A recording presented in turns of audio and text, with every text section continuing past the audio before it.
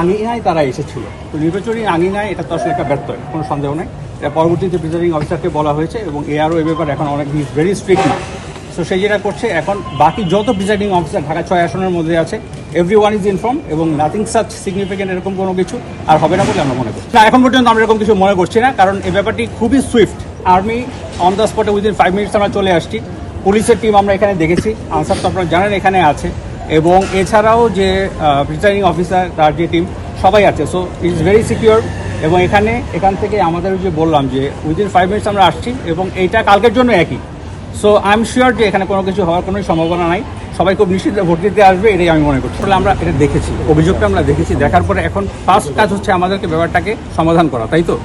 So এই জিনিস যেন ফার্দার না হয় সেটা হচ্ছে আমাদের স্টপ করাটা সবচেয়ে বেশি।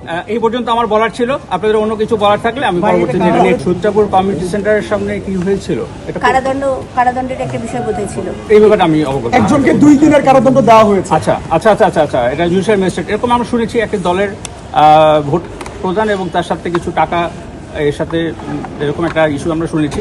পরবর্তীতে জুডিশিয়াল ম্যাজিস্ট্রেটের মাধ্যমে এটা 2 দিনের দেওয়া হয়েছে অলরেডি।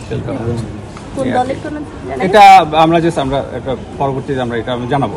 হচ্ছে কি এখন আমাদের জন্য সবচেয়ে ইম্পর্টেন্ট হচ্ছে এই জায়গার সেফটি। কালকে যেন অবাধ সুষ্ঠু একটা নির্বাচন হয়। এখানে যারা ভোটাররা আছে, আমাদের ফোকাস কিন্তু আজকে ভোটাররা কালকের জন্য, তার জন্য নিশ্চিন্তে এখানে আসতে পারে। That is the main purpose. So আমি অতটুকুই বলবো, আমরা এইভাবে কাজ করছি। ইনশাল্লাহ আপনাদের সহায়তা পেলে আমরা ইনশাল্লাহ কালকে খুব সুন্দর একটা নির্বাচন আমরা উপহার দিতে পারবো। ধন্যবাদ।